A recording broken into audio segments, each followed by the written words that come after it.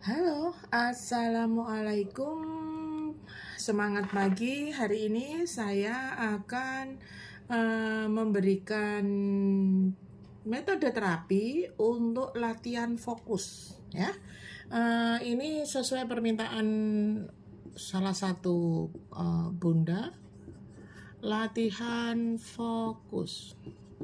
Ya, sebentar saya geser dulu. Ya. Bunda, latihan fokus ini ternyata proses melatihnya dari kegiatan kita sehari-hari. Ya,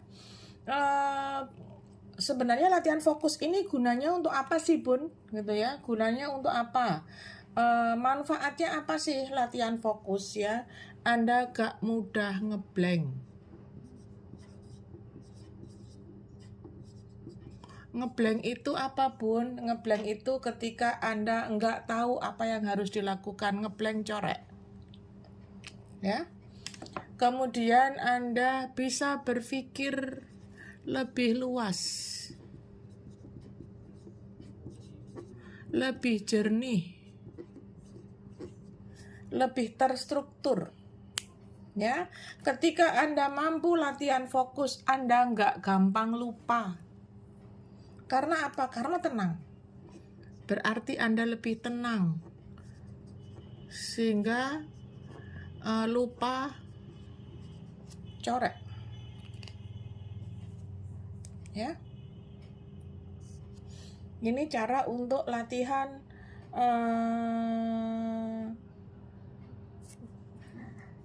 fokus itu ternyata manfaatnya di sini. Ya. Kemudian yang kedua, yang ketiga, yang keempat, Yang keempat, Anda akan dapat lebih khusyuk sholat. Ya. Ini sangat mungkin terjadi karena ketika Anda fokus, Anda tahu apa yang dibaca. Ya, paling tidak Anda meresapi apa yang Anda baca. Nggak tahu artinya oke. Nggak tahu manfaat bacaan itu oke. Tapi Anda menghayati seolah-olah lagi bicara sama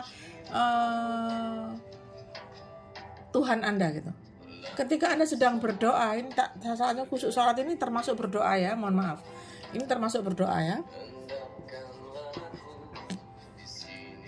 Seolah-olah Anda itu seperti langsung komunikasi begitu dengan sang pemilik jagat raya ini. Karena pada satu sisi Anda fokus, pikirannya sedang tenang dan sedang berpikir lebih anteng begitu. Ya. Oke, kita geser. Bagaimana caranya? Caranya adalah memberi jeda.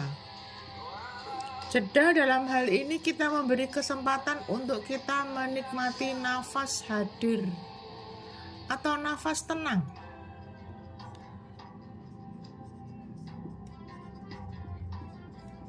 Lakukan ini, nafas tenang ini setiap 5 hingga 10 detik ya. Caranya ya, saya geser sebentar. Sorry. Gini deh ya kalau manual ya.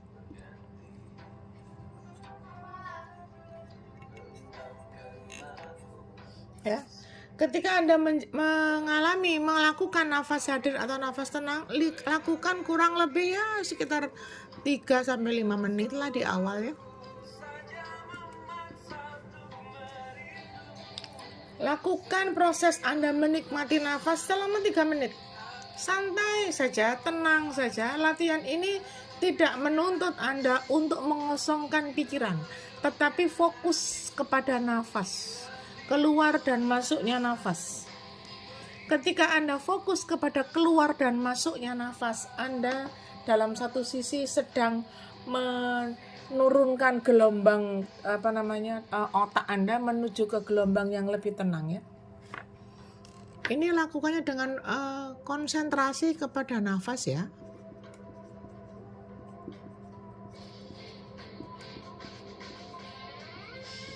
Ini Anda bisa lakukan di mana saja. Ketika Anda konsentrasi pada nafas, Anda bisa lakukan di mana saja. Ya, ketika selesai sholat, ketika Anda sedang aktivitas, ya, ketika Anda sedang nyetir mungkin gitu. Anything, ya. Lakukan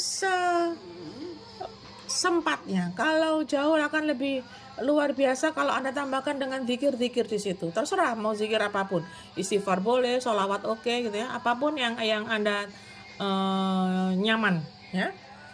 Kemudian ketika ini yang aneh. Sorry. Jadinya, ya.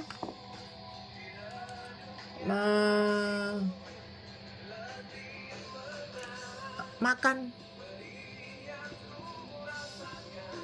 Ketika lagi makan, itu ada proses di mana kita sedang menerima rezeki, kita sedang mendapatkan rezeki dari Allah berupa nasi satu piring yang ada di dalam hidangan kita. Ketika Anda makan, ternyata ini mampu menjadikan kita bisa latihan fokus.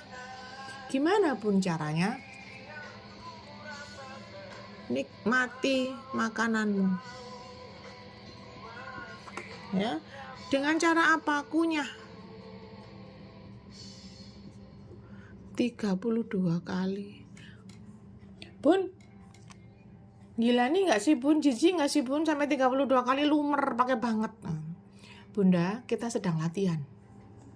Kalau misal Anda 18 atau 10 kali, Anda biasa 3 kali telan, 4 kali telan, 10 kali sudah telan, sudah lumer, maka sekarang cobalah lebih lama. Kita latihan.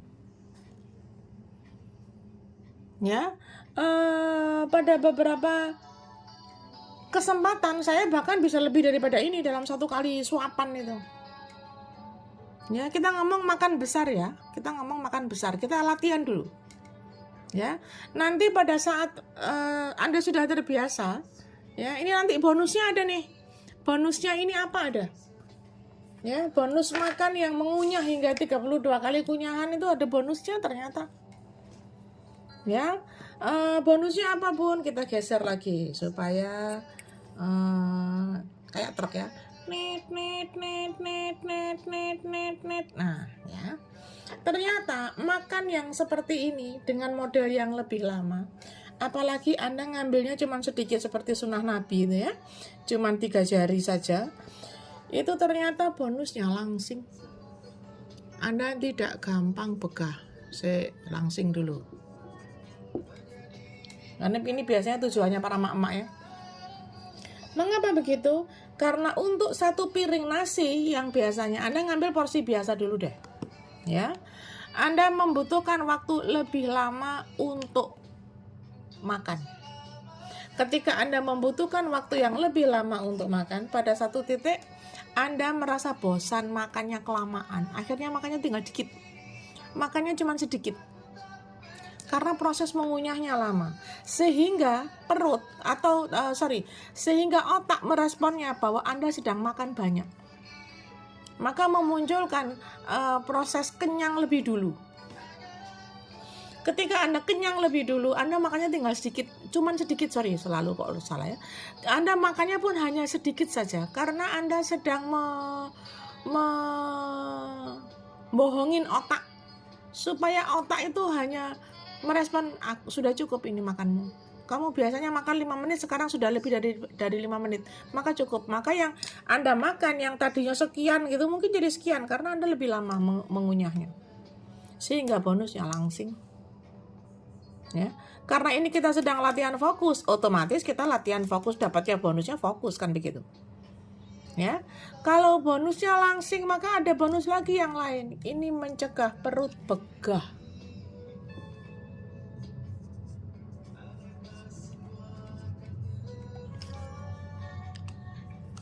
Begah coret. Kenapa begitu? Karena makanan yang Anda serap tadi itu, yang Anda makan tadi itu, dia terkelola sempurna, mendapatkan enzim yang cukup, sehingga perut itu tidak membuat Anda ketika makan, apalagi posisi mulut tertutup begitu ya, nggak sambil bicara, itu ternyata sangat mencegah yang namanya begah ini. Ya, ada orang bilang begah ini efeknya ke masuk angin ya. Kita kan ada tuh enterwin ya, istilah enterwin ya, masuk angin ya. Itu kan ada istilah seperti itu di masyarakat kita. Maka ini mencegah yang seperti itu. Mengapa? Karena ketika Anda makan dengan mulut tertutup, karena Anda lagi konsen 32 kan? Konsen ke banyak mengunyah kan? Maka pada satu titik Anda sedang mencegah masuknya angin. Sehingga perut nggak gampang begah, nggak gampang masuk angin, nggak gampang nggak gampang begitu gitu. Ya, kemudian sisi lain Anda membuat lambung ini menjadi nyaman, lambung lebih nyaman, lambung ya.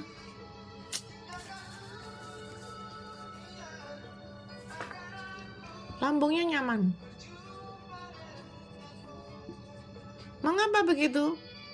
Karena lambung tidak perlu bekerja ekstra keras untuk mengolah makanan yang sudah Anda kelola secara sempurna di dalam mulut. Lambung sudah menerima proses setengah jadi, bukan 80% jadi. Paling tidak dia tinggal mengolah sisanya, dia tinggal mengolah mencampurkan asam lambung di sini sehingga dia lebih nyaman, bekerjanya lebih enteng. Ya, kalau dia bekerja lebih enteng, dia bekerja lebih sempurna, maka Anda akan merasa nyaman. Ya. Terus kemudian efek yang selanjutnya adalah kalau tadi langsing, begah, begitu ya, nutrisi terserap sempurna. Sempurna. Mengapa nutrisi sempurna? Karena Anda sudah mengolah tadi, yang tadi saya sampaikan, sudah mengolah di dalam mulut. Sehingga nutrisinya sempurna terserap karena ada pusat pengelolaan enzim, mengeluarkan enzim di bawah lidah itu. Lidah itu diberikan oleh Allah kesempurnaan luar biasa karena dia mampu mengolah enzim untuk disalurkan. Maka secara tidak sengaja kita sudah membuat enzim itu bekerja lebih sempurna ke dalam tubuh sehingga tubuh dapat nutrisinya sempurna, nggak terbuang percuma melalui feses dan urin ya. Kemudian selanjutnya yang pasti adalah bonusnya ini nih. Ini yang luar biasa nih.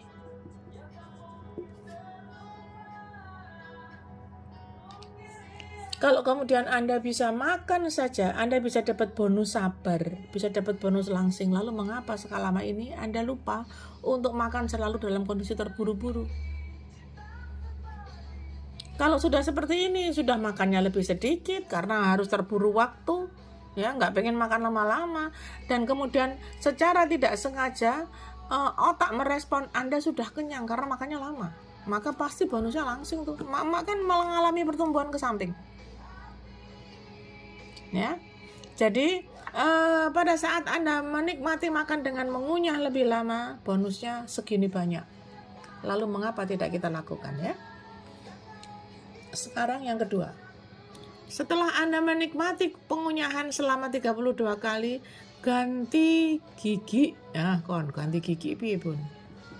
Ganti posisi, kunyah.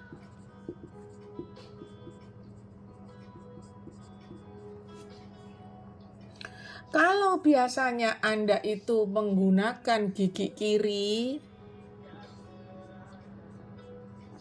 sekarang gunakan kanan atau sebaliknya. Kalau biasanya Anda pakai kanan, maka gunakan kiri, diganti.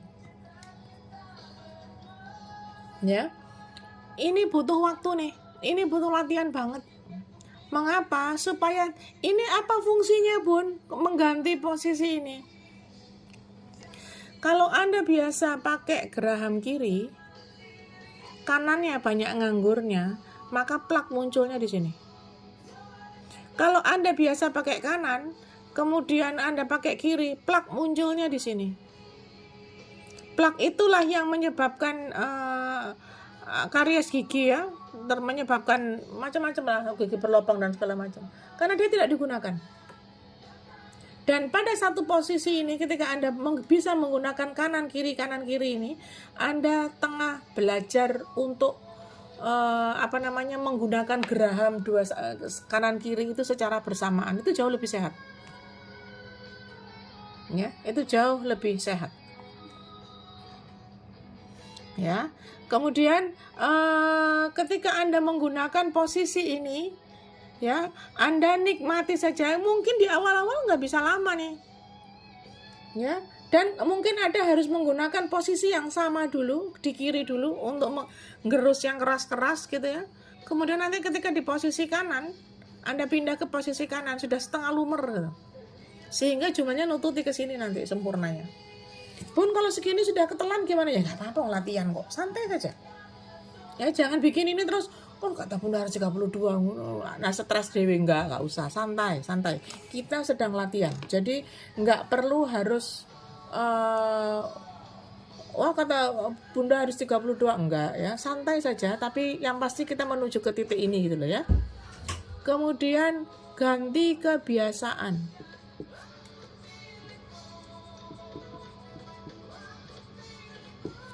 Apa ganti kebiasaan? Misal ini ya, Anda biasa menggunakan apa misalnya, nyapu misalnya, nulis. Kalau biasanya kan pakai kanan tuh ya, kayak tangan kayak sekarang ini kanan ya, maka sekarang saya pindah ke kiri. Ketika kita mengganti kebiasaannya, nulis ini contoh ya, terserah ya, kecuali untuk makan. Kalau makan nggak boleh, tetap harus kanan ya. Kalau untuk kegiatan-kegiatan yang tidak berkaitan dengan sunnah, tidak berkaitan dengan syariat gitu ya, Anda bisa menggunakan ini. Nulis misalnya, sekali boleh kok nulis pakai tangan kiri. Saya pun kalau latihan juga nulisnya pakai tangan kiri saya nih. Ya, ini kalau untuk makan juga ya. Tuh, saya juga nggak bisa juga makan, nulisnya pelan-pelan juga. Tapi karena ini saya sedang latihan, it's okay.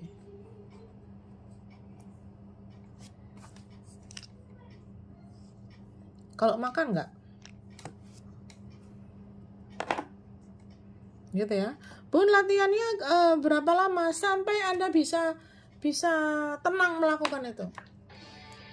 Bahkan pada beberapa kebiasaan saya yang menggunakan menunjuk dengan tangan kanan, saya ganti dengan tangan kiri. Bukan karena saya tidak sopan ya, mohon maaf, ini karena saya juga sedang mengganti kebiasaan ini, supaya saya mampu melatih otak kanan dan kiri saya seimbang. Ini supaya kita mampu melatih otak kanan kiri seimbang ya. Bonusnya apa Bun?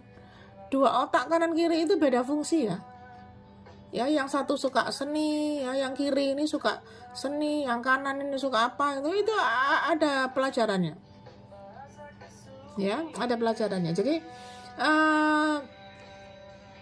ini termasuk bonus nanti ketika Anda sudah terbiasa begini, Anda biasa melakukan ini, Anda akan sedikit ya, paling tidak nggak nemen-nemen otak gorilanya lah ya. Kita kan di rata-rata manusia itu IQ-nya cuma 78 ya. Rata-rata IQ manusia itu cuma 78. Tidak beda jauh dari IQ-nya gorila ya. Paling tidak kalau 78 naik dari 79 lah ya. Jadi nggak nemen-nemen gitu ya. Hanya beberapa saja orang-orang yang posisi IQ-nya di atas 100 itu nggak banyak ya. Jadi kalau memang kita hanya di posisi segini sama dengan gorila, ngapain kok kita, ini rata-rata ya, nggak semua, cuman paling tidak kalau gorila 78 kita 79 lah ya, atau ya 80 lah pun tetap pinter didik ya, it's okay ya. Baik, saya rasa itu yang bisa saya sampaikan supaya kita dapat ini semua ya. Latihan fokus itu ternyata fungsinya ini loh ya, kita jadi mudah sekali ngeblank selama ini. Maka ketika kita sudah bisa melakukan latihan-latihan yang tadi itu, kita menggunakan otak pada dua sisi, kita nggak ngeblank lagi, ngeblank corek ya. Ketika kita memiliki berbagai macam cerita kehidupan yang tidak baik-baik saja, maka kita mampu berpikir lebih luas, lebih jernih, lebih tenang, dan gak gampang lupa. Kadang-kadang lupa ini karena memori terlalu banyak ya. Memori di dalam otak terlalu banyak. Kalau kemudian tadi ada bonusnya sabar, maka ini semua latihan fokus ini bonusnya ini sebenarnya. Saya yakin nggak gampang ketika Anda harus nyapu teras, ya, nyapu rumah pakai dari kanan ke kiri, ini nggak gampang ini. Tetapi ketika pada satu posisi, ketika Anda mampu melakukan ini, Anda lebih sabar. Oke, fine, mungkin 3-4 kali ayunan, sekarang 10 kali ayunan. Ya. Kemudian bonus yang utama yang benar-benar ingin saya raih adalah ini loh. Kita khusyuk ketika sholat dan doa. Jadi bukan hanya sekedar kita hafal arti ya. Sholat itu bisa khusyuk itu bukan hanya sekedar hafal arti. Enggak harus begitu. Ya, Anda boleh hafal artinya, Anda boleh hafal bacaannya, tetapi kalau Anda tidak paham pemaknaannya, Anda tidak mampu melakukan dalam kehidupan sehari-hari, sholatmu ini, doamu ini hanya olahraga saja, bukan olah rasa. Karena ketika Anda tujuan Anda bisa melakukan sholat, bisa melakukan doa pagi, doa sore gitu ya, untuk yang non-muslim ya, itu kan tujuannya kan supaya kita mampu mencegah keburukan kan. Amar ma'ruf nahi mungkar. Kalau kemudian Anda masih melakukan ini, ya berarti Anda nggak 100% paham dengan arti sholat, makna sholat, dan bagaimana melakukan dalam kehidupan sehari-hari.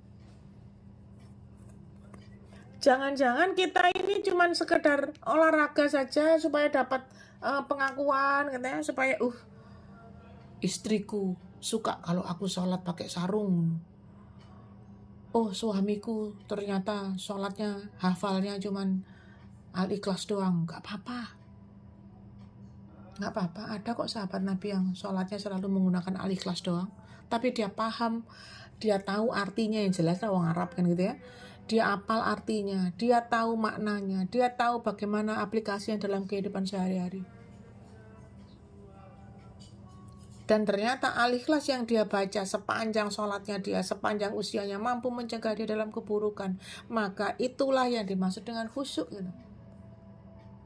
Ya, saya rasa cukup itu yang bisa kita sampaikan. Semoga menjadi sebuah bahan pembelajaran, mampu menjadikan sebuah cara untuk Anda berlatih di rumah, mengganti semua kegiatan Anda dengan melakukan ini semua, ya.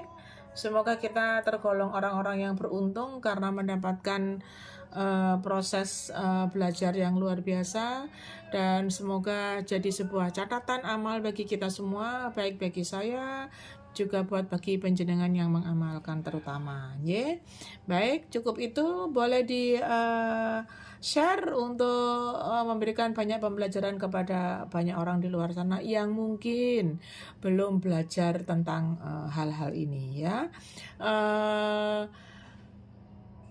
Jangan lupa subscribe untuk Anda yang sudah mengikuti channel saya, yang sudah nonton video ini, boleh di subscribe supaya nanti akan menjadi